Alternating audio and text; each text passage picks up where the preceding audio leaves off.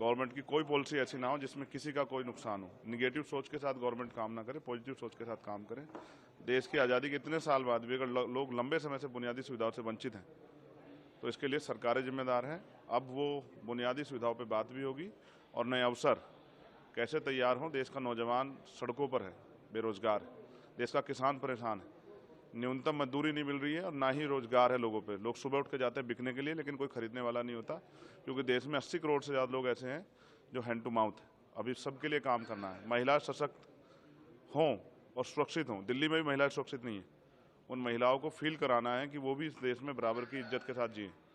अभी तो सरकार ने सब झूठे वादे किए हैं।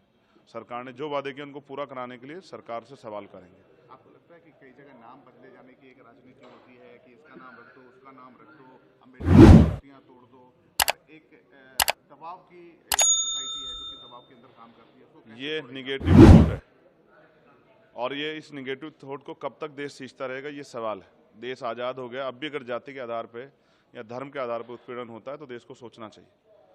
लोग इंसान है और इंसानों की वैल्यू होनी चाहिए।